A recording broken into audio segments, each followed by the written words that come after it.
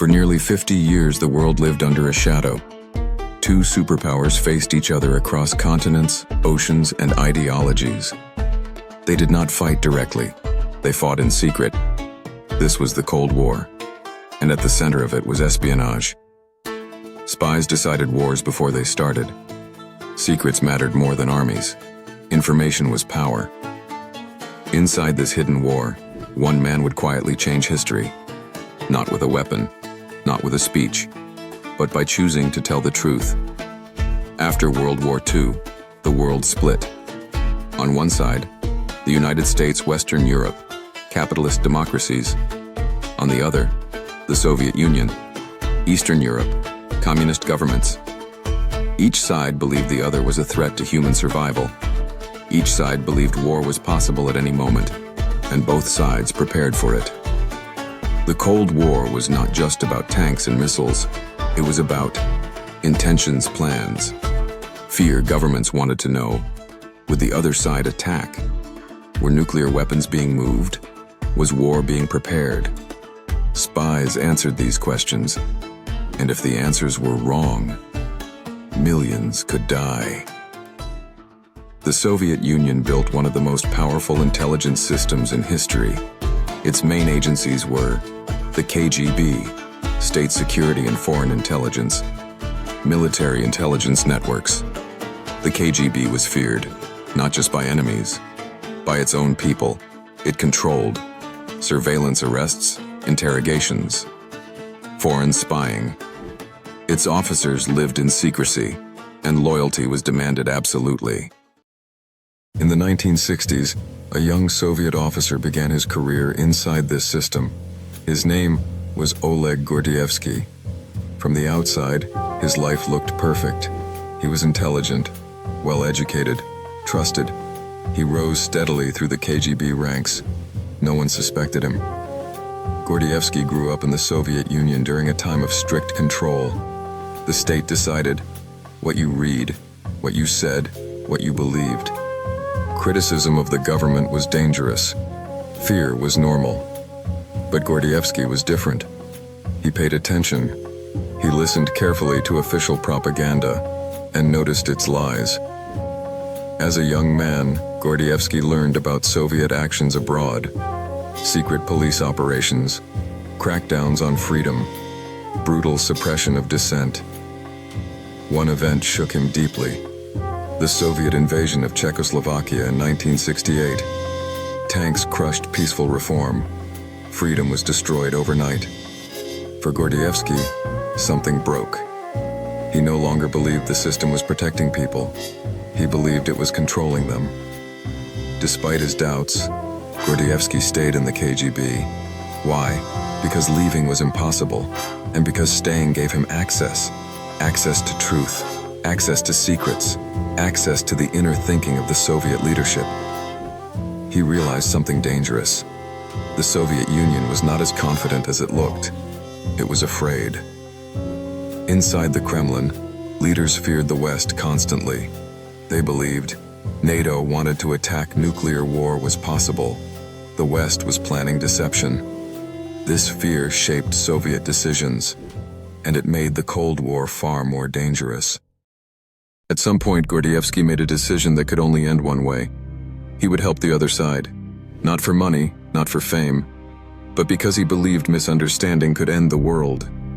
He believed that if the West understood Soviet fears, war might be avoided.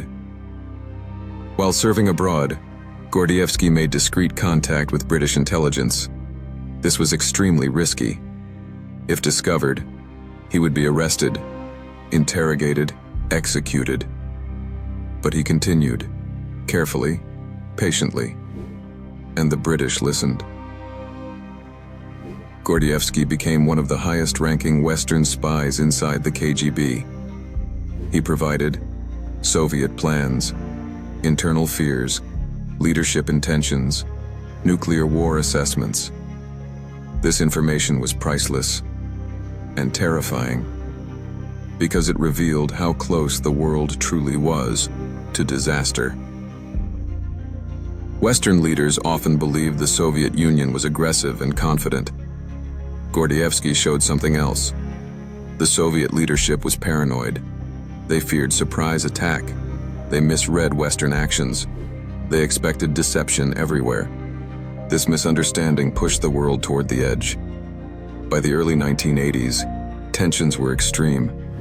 Nuclear weapons stood ready. Military exercises looked like real attacks. Miscommunication was everywhere. One wrong move could trigger nuclear war, and only a few people truly understood that danger. Gordievsky was one of them.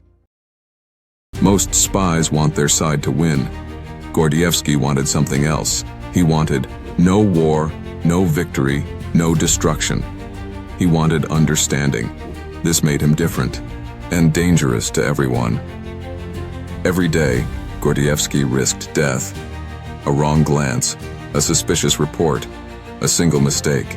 The KGB trusted him, but trust in the intelligence world is thin, and it never lasts forever. As Gordievsky's information reached Western leaders, something changed. Western strategy softened, misunderstandings were corrected, dialogue replaced suspicion. The Cold War did not end overnight, but the spy game began to slow. By the early 1980s, the Cold War had entered its most dangerous phase. Both sides believed the other was preparing for war. Both sides trusted their intelligence systems, and both sides were wrong about each other. This is where Oleg Gordievsky became one of the most important people on Earth, without anyone knowing his name. In the West, leaders believed the Soviet Union wanted expansion. In the Soviet Union, leaders believed something worse. They believed the West was preparing a surprise nuclear attack. This fear was not imagined by ordinary citizens. It lived at the very top of Soviet power, and it controlled decisions. Soviet leaders believed that NATO might launch nuclear weapons without warning. They believed the West would. Pretend to negotiate, hide its real intentions. Strike suddenly. This fear came from history. Germany had invaded the Soviet Union by surprise in World War II. That trauma never left. Every Western military action was viewed through this lens. Because of this fear, the Soviet Union launched a massive intelligence effort. Its purpose was simple and terrifying: detect signs of an imminent nuclear attack. This program watched for changes in Western military behavior, increased blood donations, government officials moving to bunkers, lights on late in government buildings. Normal activity could be misread as preparation for war. This made the situation extremely unstable. Inside the KGB, Gordievsky saw reports daily. He saw panic, misinterpretation, worst-case thinking. He realized something terrifying. The Soviet Union was more afraid of the West than the West was afraid of it, and that fear could cause a mistake that ended everything. In 1983, NATO conducted a military exercise. To the West, it was routine. To the Soviet Union, it looked like a real attack rehearsal. Troop movements, command changes, communication drills. Inside the Kremlin, alarms went off. Some Soviet leaders believed nuclear war was about to begin. During this time, nuclear forces were put on alert. Missiles were ready. Commanders waited for orders. The situation was so dangerous that later historians would say the world came closer to nuclear war than at any time since the Cuban Missile Crisis. Most people never knew, but Gordievsky did. Gordievsky sent urgent messages to British intelligence.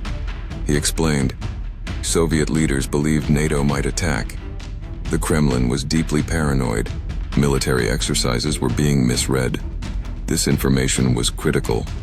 For the first time, Western leaders understood the real danger. Because of Gordievsky's intelligence, Western governments changed course. They reduced aggressive military signals, avoided actions that could be misunderstood, slowed down certain exercises. They did something unusual. They tried to reassure the Soviet Union, not with words, with behavior. There was no public announcement, no press conference, no treaty yet, just quieter actions. And slowly, Soviet panic eased. A nuclear disaster was avoided, not by force, but by understanding. Gordievsky never fired a weapon. He never ordered troops. But his information may have prevented millions of deaths. This was espionage at its most important. Not about winning, about surviving. Inside the KGB, Gordievsky continued working, but danger grew. The more accurate his information was, the more damage it caused to Soviet plans. And intelligence failures demand explanation. Someone had to be leaking information. By the mid-1980s, the KGB began to suspect something was wrong. Operations failed. Western responses were too accurate. Soviet expectations were repeatedly disproven. This pointed to one thing: a traitor. Gordievsky was ordered back to Moscow. This was alarming. Being recalled often meant interrogation, surveillance, arrest. Gordievsky knew his time might be ending. Back in Moscow, he was watched closely. Phones monitored, movements tracked, conversations analyzed. Every step was dangerous. One mistake could expose years of secret work. Living under suspicion is crushing. Gordievsky had to act loyal, hide fear, continue his role. At the same time, he knew the KGB was capable of torture and execution. Escape was nearly impossible. British intelligence understood the risk. They knew Gordievsky was in danger. Plans were made. Emergency extraction procedures were discussed. But extracting a senior KGB officer from the Soviet Union was almost impossible. Despite the danger, Gordievsky did not stop. He believed the Cold War was entering its final phase. His information still mattered. He stayed because he believed peace was close, but fragile.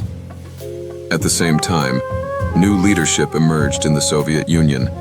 Leaders who were tired of fear, tired of isolation, tired of constant tension. Gordievsky's information helped the West understand this shift and respond to it. But the KGB's patience was running out. Investigations tightened. Mistakes were searched for. Old files were reopened. Gordievsky's cover would not last forever. The insider who helped end the spy game was about to be exposed. By the mid-1980s, the Cold War was slowly changing on the surface. Talks increased, tension softened, leaders spoke about peace. But inside the Soviet intelligence world, something darker was happening. Someone had betrayed them, and the hunt had begun.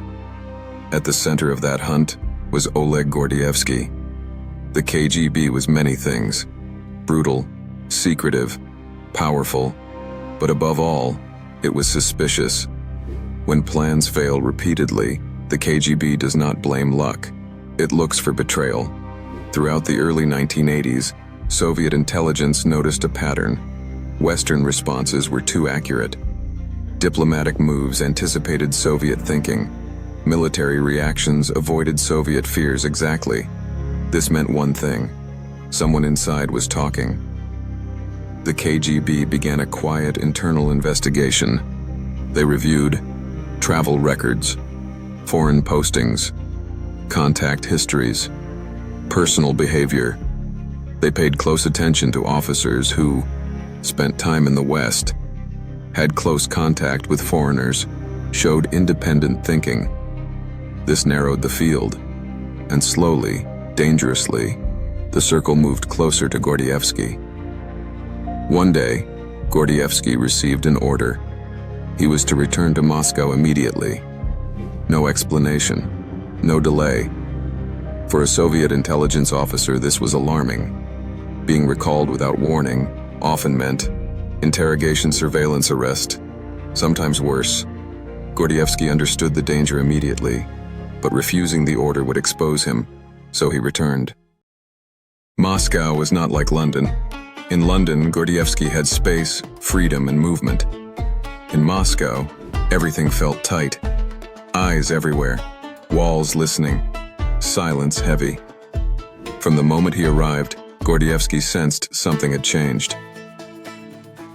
The KGB did not arrest Gordievsky right away. That was not their style. Instead, They watched. His phone was tapped, his movements tracked, his conversations noted. They waited for a mistake. Living like this was unbearable. Every word had to be measured, every action controlled, every emotion hidden. Fear became routine. Gordievsky was questioned, but carefully. The KGB did not accuse him openly. They asked casual questions, repeated questions, slightly different versions of the same question. This was psychological pressure. They wanted him to reveal himself. But Gordievsky stayed calm. He answered politely.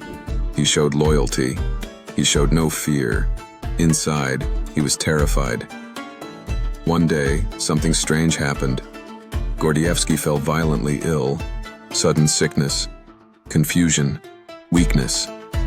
He believed, then and later, that he had been poisoned. Not to kill him, but to weaken him. To make him talk. He survived. But the message was clear. The KGB was closing in. Leaving the Soviet Union was not simple. Borders were controlled, documents were checked, travel was monitored. Gordievsky was trapped inside the most dangerous country in the world. For him. The British knew he was in trouble, but rescuing him seemed impossible. Years earlier, British intelligence had prepared something extraordinary, a last resort escape plan. It was simple in idea and terrifying in execution. If Gordievsky ever believed his life was in immediate danger, he would signal the British in a specific way. A signal that looked innocent, a signal only they would understand. In 1985, Gordievsky decided the time had come. He knew arrest was close. Execution was possible. He carried out the signal, quietly, carefully, and then he waited. After sending the signal, Gordievsky lived through the most dangerous days of his life. He continued going to work. He continued meeting colleagues. He continued acting normal. At any moment, the KGB could arrest him. He slept lightly. He listened for footsteps. Every knock on the door could be the end. When British intelligence received the signal, they moved fast. They activated the escape plan. It involved diplomats' vehicles, timing extreme risk. If anything went wrong, Gordievsky would be caught, and the British operatives could be arrested, or worse. One day, Gordievsky was told to take a short trip outside Moscow. This was unusual, but allowed. He packed lightly. He said goodbye to his family, without explaining why. That was the hardest part. He knew he might never see them again. At a remote location, the plan moved into its final stage. British diplomats waited in cars. Gordievsky approached. He did not wave. He did not signal. He simply walked. At the exact moment, he entered the vehicle. He hid in the trunk. The car began moving. The car drove toward the border. KGB checkpoints were everywhere. Dogs, searches, guards. At one checkpoint, the guards searched the vehicle. Dogs sniffed. Gordievsky lay silent, barely breathing. Seconds felt like hours. Then, miraculously, the guards waved the car through. After crossing into Finland, the danger finally ended. Gordievsky was free. He had escaped the Soviet Union, something no senior KGB officer had ever done before. Freedom came with a price. Gordievsky left behind his family, his home, his entire past life. The Soviet Union declared him a traitor. He was sentenced to death in absentia. He could never return. When the KGB realized Gordievsky had escaped, they were furious, humiliated, angry, embarrassed. One of their own, one of their most trusted officers, had fooled them for years. This shook the intelligence world. Gordievsky's escape was more than personal. It sent a message. The KGB was not invincible. The Soviet system could be penetrated, Trust inside intelligence agencies changed forever. Gordievsky had survived years as a double agent, suspicion by the KGB poisoning surveillance, a near impossible escape. But his role in history was not finished yet. When Oleg Gordievsky escaped the Soviet Union, the most dangerous part of his life was over. But the most important part of his work was not, because the information he had already given, and would continue to give, helped change how the Cold War ended, not with a battle, but with understanding. By the mid-1980s, both sides of the Cold War were exhausted. The United States was tired of endless tension. The Soviet Union was struggling economically. Fear had ruled for decades, and it had solved nothing. Yet distrust remained. Each side still believed the other might attack. This is where Gordievsky's role became historic. Gordievsky did not just give secrets, he gave context. He explained what Soviet leaders truly feared, which threats were real and which were imagined, how Soviet decisions were made, why the Kremlin often acted defensively, not aggressively. This changed everything. Western leaders stopped guessing. For the first time, they understood the mindset of their enemy.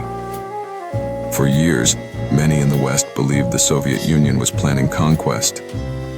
Gordievsky showed something very different. The Soviet leadership was paranoid, defensive, afraid of surprise attack, haunted by past invasions. They were not confident. They were scared. This knowledge reduced fear on the Western side, and fear had been the biggest danger. Most intelligence answers the question, what is the enemy doing? Gordievsky answered a deeper question, why do they believe they must do it? This allowed Western governments to avoid actions that cause panic, send signals of reassurance, reduce misinterpretation. In the Cold War, this mattered more than weapons. In 1985, a new leader came to power in the Soviet Union. He was younger, more open, less tied to old fears. Gordievsky's intelligence helped the West understand this leader's intentions. They saw that change was real, and they responded carefully. For decades, the Cold War worked like this. One side acts, the other assumes the worst. Both sides escalate. Gordievsky helped break this cycle. When the West knew what truly frightened the Soviet Union, it stopped triggering those fears. This reduced escalation. Silently. There were no announcements, no speeches saying, "A spy saved the world." Everything happened quietly. Diplomatic language softened. Military exercises were adjusted. Communication increased. The public saw peace talks. Behind the scenes, understanding replaced paranoia. As trust slowly increased, the need for constant spying decreased. Espionage had thrived on fear. When fear faded, the spy game lost its power. Not overnight, but steadily. By the late 1980s, nuclear tensions dropped. Arms reduction talks succeeded. Military confrontation faded. The Cold War did not collapse suddenly. It unwound, and accurate intelligence made that possible. What made Gordievsky different from other spies was simple. He was trusted by both sides. The KGB trusted him as a loyal officer. The West trusted him as a truthful source. Very few people ever hold both positions. This made his intelligence exceptionally valuable. If Gordievsky had been wrong, the results could have been catastrophic. But he was right. His reports were accurate, consistent, confirmed over time.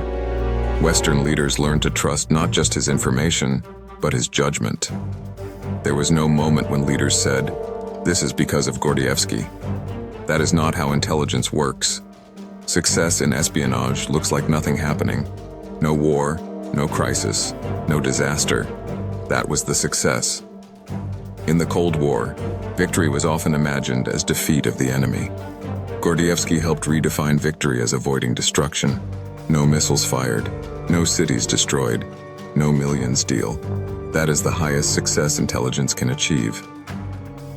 After his escape, Gordievsky lived in the West.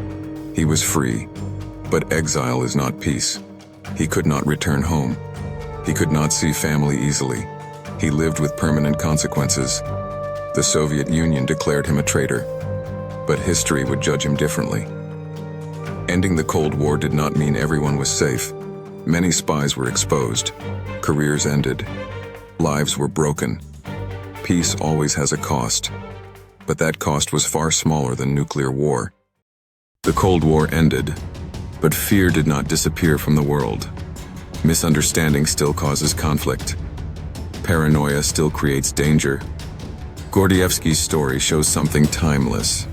Understanding your enemy can be more powerful than defeating them. Modern intelligence agencies study Gordievsky's case carefully, not because of gadgets or drama, but because it proves. Fear distorts decisions. Accurate insight prevents disaster. One person can change history quietly. This lesson remains relevant. By the early 1990s, the Cold War was over. The Soviet Union collapsed. The spy networks faded. The world changed. The spy game that ruled the 20th century ended not with a bang, but with exhaustion and understanding. When the Cold War ended, there were no victory parades for spies, no medals on television, no public thank you speeches, no clear moment when the world said, "This person mattered." For Oleg Gordievsky, the end came quietly, like everything else he had done. And that is why his story is still debated. Was he a traitor? Or was he a man who saved the world from itself? After his dramatic escape from the Soviet Union, Gordievsky began a new life in the West.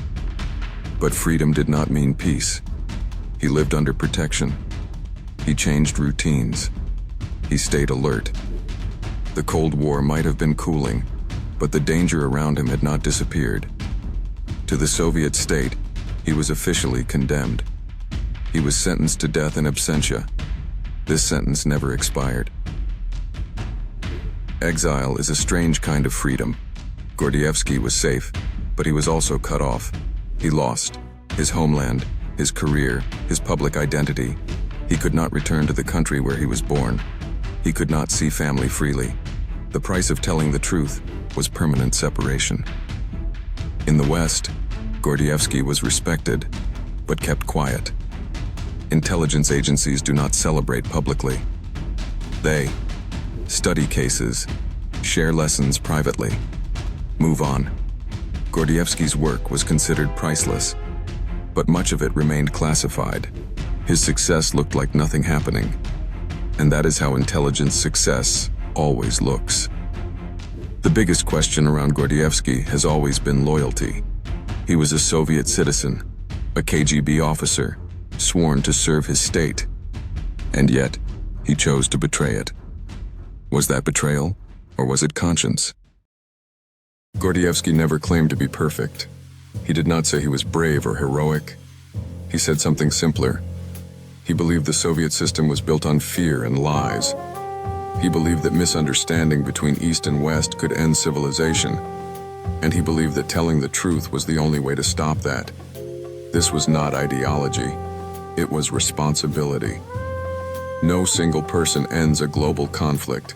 History is larger than individuals, but individuals influence direction. Gordievsky's intelligence corrected dangerous assumptions, reduced paranoia, prevented misinterpretation, encouraged restraint. These things matter more than speeches. They create space for peace. The Cold War did not end with surrender. It ended with exhaustion, economic strain, political reform, public pressure. But it also ended because leaders finally understood each other better. Gordievsky helped make that understanding possible. After the Cold War, spy networks shrank. Intelligence priorities changed. Espionage became more technical. The world of ideological spies faded. The game Gordievsky played no longer existed. And that is why his role feels like the last chapter of an era. In Russia, Gordievsky is still officially a traitor. In the West, he is quietly regarded as one of the most important intelligence sources of the 20th century. History is divided. And that division reflects the Cold War itself. This question has no simple answer. To a state, loyalty is absolute. To humanity, survival matters more. Gordievsky chose humanity over a system. Some will never forgive that.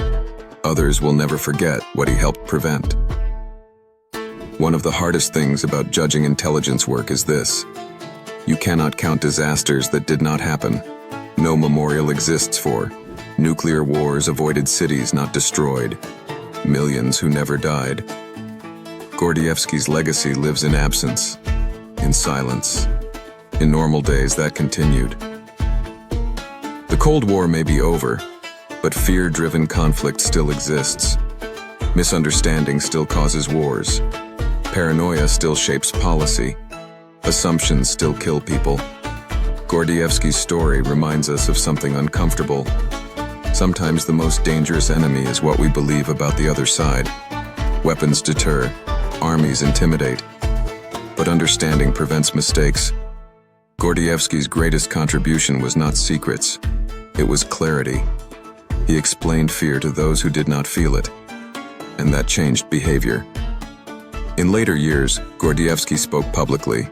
He wrote, he explained, he warned, not to glorify espionage, but to explain its cost. He emphasized how close the world came to destruction and how easily it could happen again. Popular culture shows spies as heroes or villains. Reality is different. Real intelligence work is slow, lonely, stressful, morally complex. Gordievsky lived inside those complexities. He paid for them forever. What did the world gain? Reduced nuclear tension, clearer communication, a peaceful end to a deadly rivalry. What did Gordievsky lose? His country, his normal life, his anonymity. History often asks individuals to carry heavy weight. He accepted it. There is no dramatic ending, no final confrontation. Just a man who did what he believed was necessary and lived with the consequences. The Cold War ended. The spy game faded, and the world moved on. This story is not about espionage. It is about fear, and what happens when fear goes unchallenged. It is about truth, and the cost of telling it. And it is about one insider who understood something rare, that preventing disaster can be more important than winning. History remembers wars. It rarely remembers the people who stopped them. But sometimes, in the quiet spaces between crises, one person makes all the difference. This was one of those times.